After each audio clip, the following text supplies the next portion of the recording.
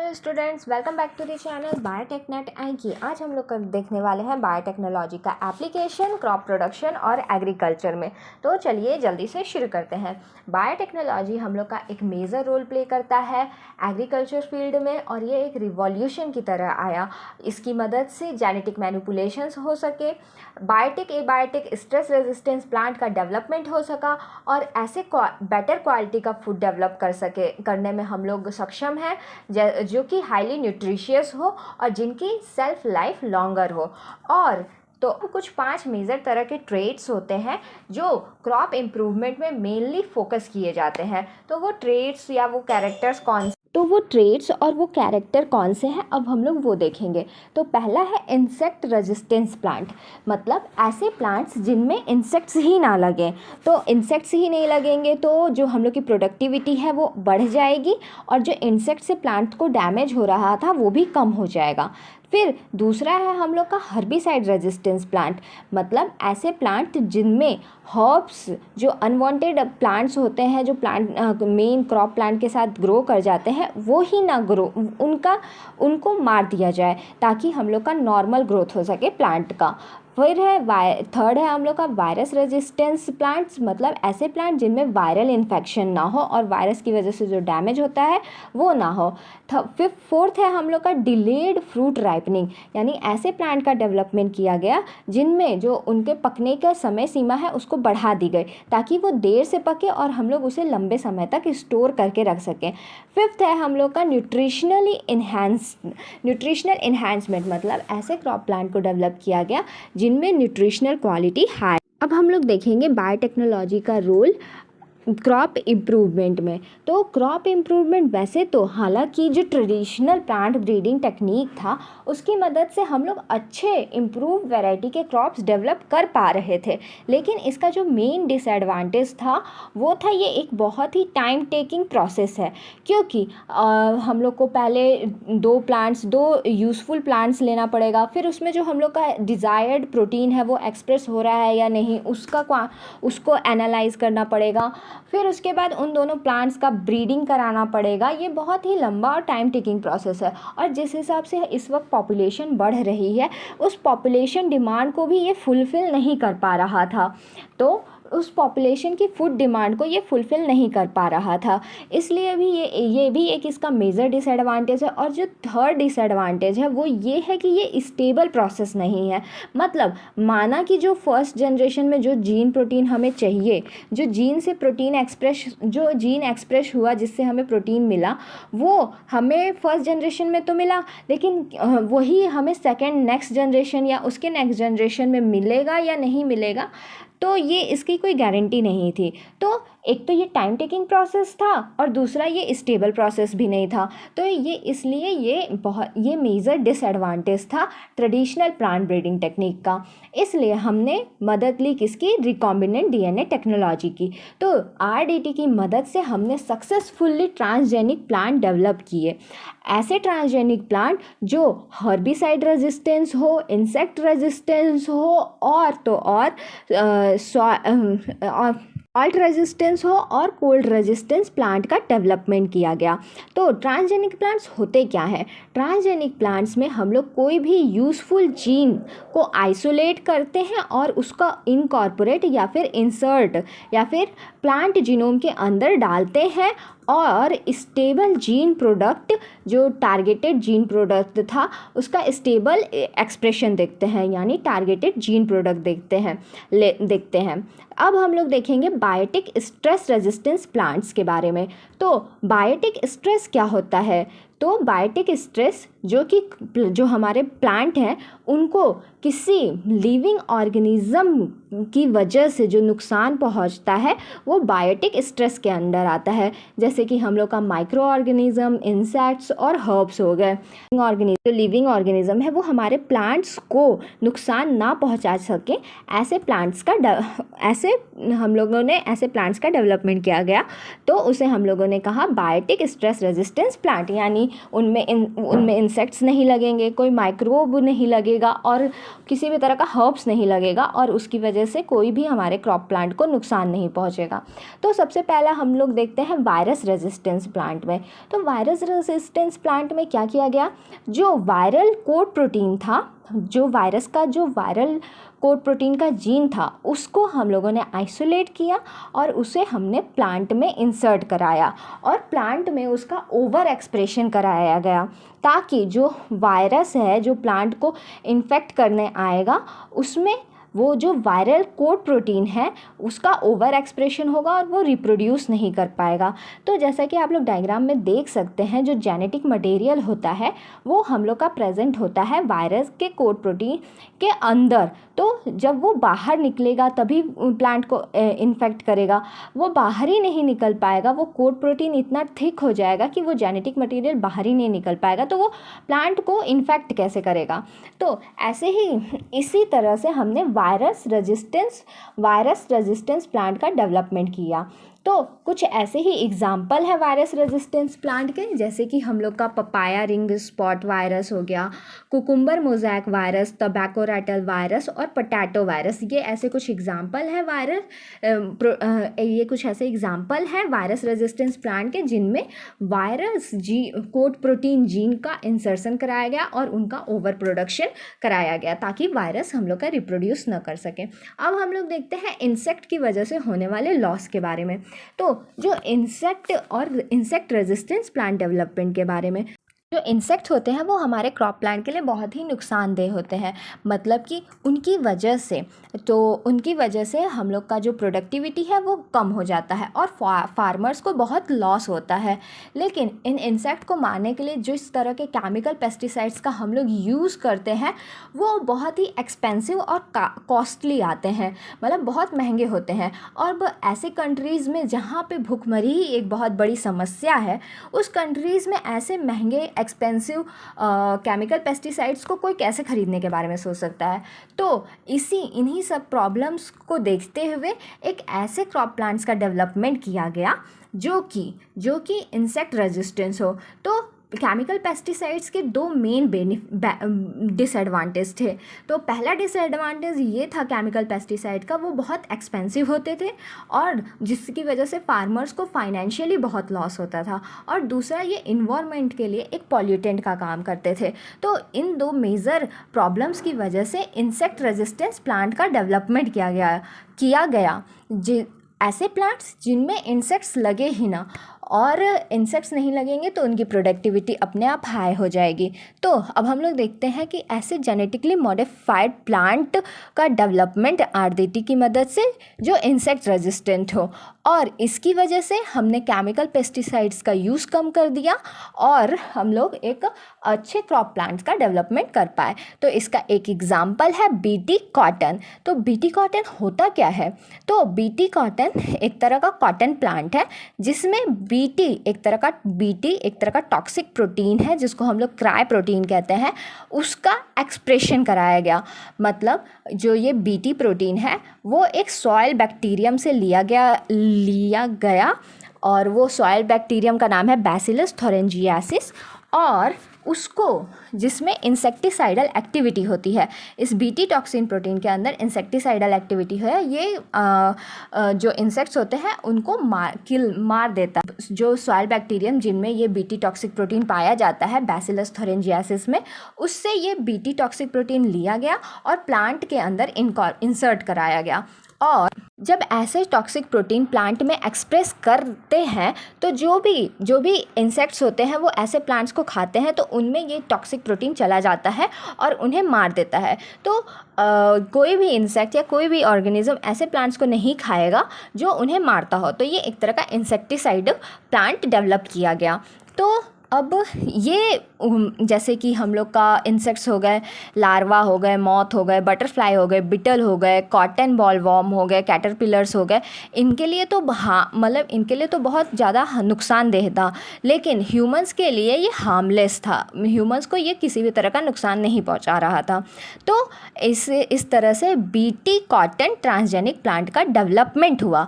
और ऐसे ही बीटी यानी क्राई प्रोटीन को बहुत सारे प्लांट्स में इंसर्ट कराया गया, जैसे कि हम लोग का ब्रांजल हो गया, कॉर्न हो गया, पोटैटो हो गया, सोयाबीन हो गया, टोमेटो हो गया, टोबैको हो गया, इन सब में इनको एक्सप्रेस कराया गया और ऐसे ही बीटी ट्रांसजेनिक प्लांट्स का डेवलपमेंट किया गया जो कि एक इंसेक्टिसाइडल एक्टिविटी रखते हैं। अब हम लोग देखेंगे एबायोटिक स्ट्रेस रेजिस्टेंस प्लांट के बारे में और उनके डेवलपमेंट के बारे में।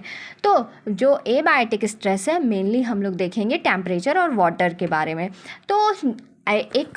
तो कुछ ऐसे प्लांट्स होते हैं जो कि ठंडी में ग्रो करते हैं और कुछ ऐसे प्लांट होते हैं जो गर्मी में ग्रो करते हैं। तो इन केस अगर कभी बहुत ज़्यादा ठंड पड़े, करने वाले प्लांट्स हैं उनका नॉर्मल ग्रोथ नहीं हो पाएगा।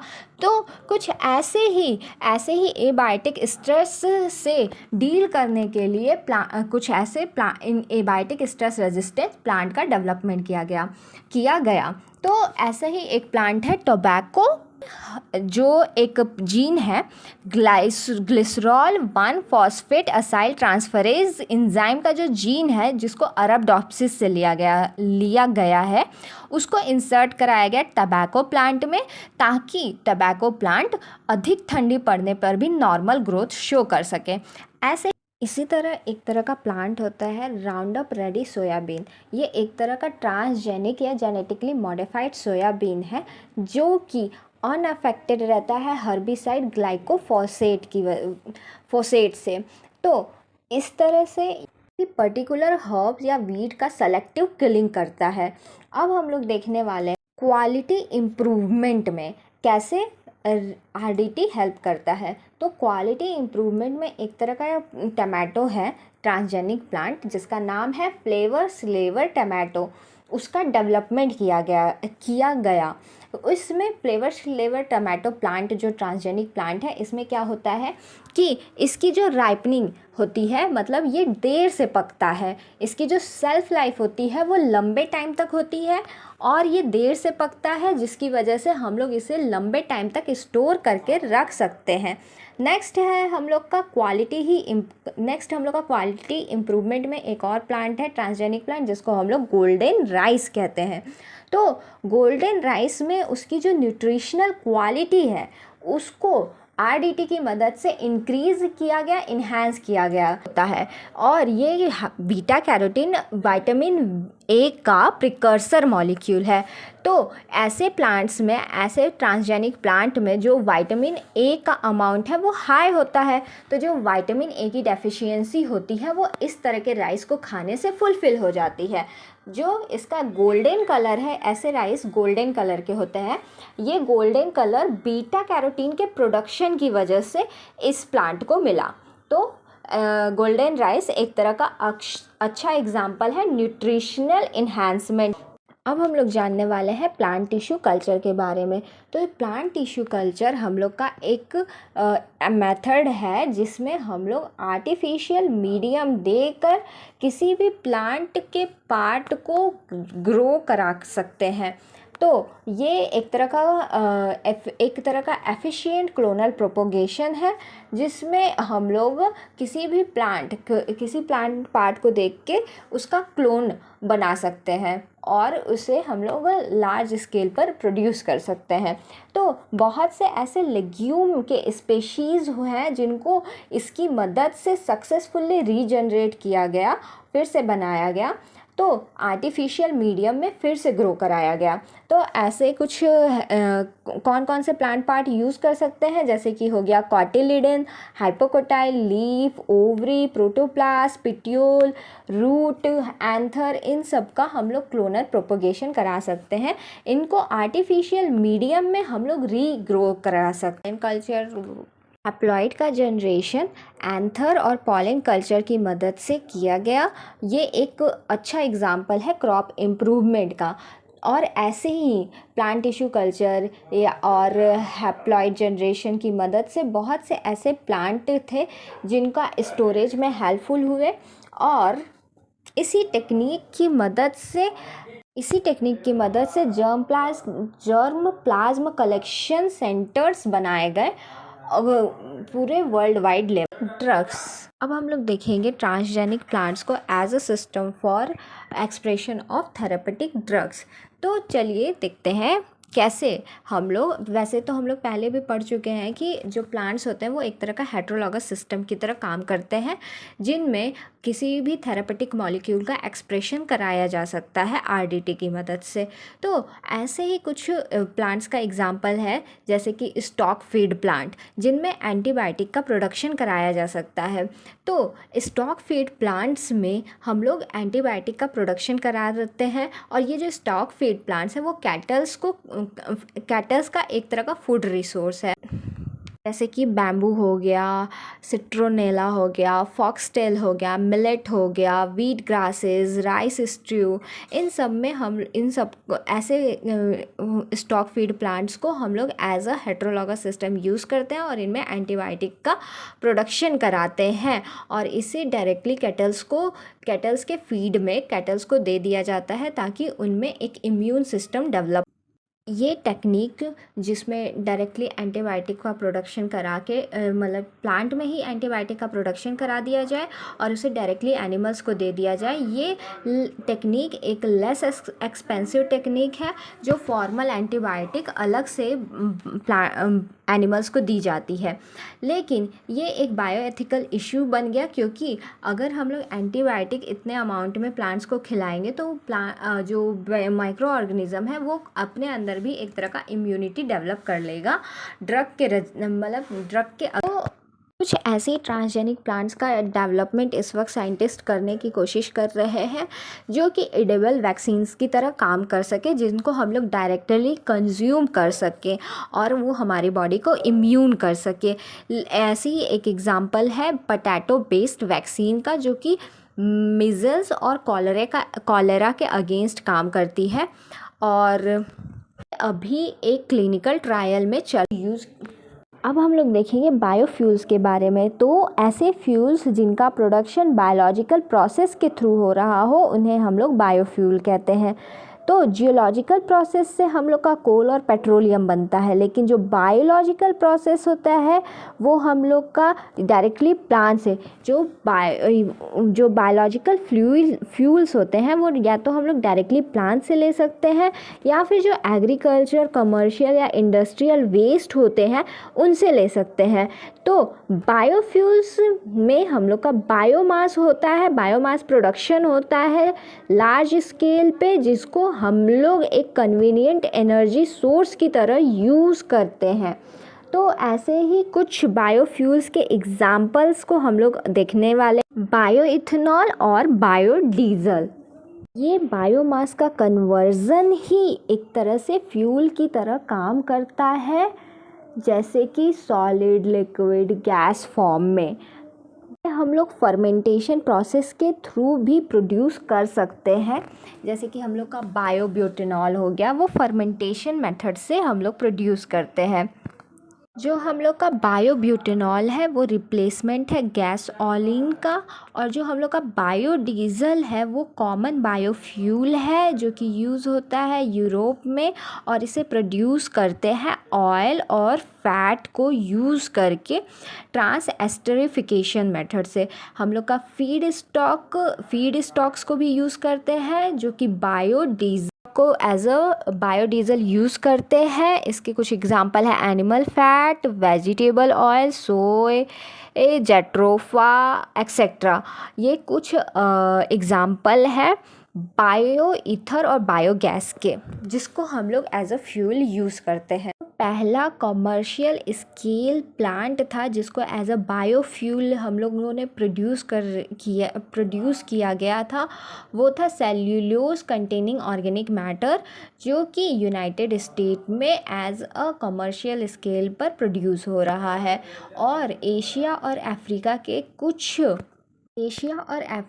कुछ पार्ट्स में स्वीट सॉर्गम एक प्लांट है, जिसको as a potential source of food, feed और फ्यूल की तरह यूज़ किया जाए। इस तरह के प्लांट्स, जो स्वीट सॉर्गम है, इस तरह के प्लांट्स को कम पानी की आवश्यकता होती है, इसलिए ये अराइड कंडीशन में भी ग्रो कर सकता है और एक अच्छा सोर्स है बायोफ्यूल का। जो स्वीट सॉर्गम का स्टॉक है उसको स्क्वीज़ करके उससे जूस निकाला जाता है और उसको फर्मेंट करके इथेनॉल का प्रोडक्शन किया जाता है। ऐसे ही बहुत सी ये बहुत से ग्रुप हैं जो इस वक्त जेट्रोफा पे काम कर रहे हैं और उससे बायोफ्यूल, उसके सीड से, उसके स्टॉक से एक बायोफ्यूल का प्रोडक्शन करने की कोशिश कर रहे हैं। इस वक्त जेट्रोफा एक बहुत ही अच्छा प्लांट है जिस पर एज अ बायोफ्यूल, मतलब बायोफ्यूल प्रोडक्शन के लिए काम हो रहा है। तो आज के इस लेक्चर में इतना ही। अगर वीडियो आपको इन्फॉर्मेटिव लगे तो लाइक करें, बेल आइकन को दबाएं ताकि नोटिफिकेशंस आप पे आती रहे, और चैनल को सब्सक्राइब करें। तो आज के लिए इतना ही।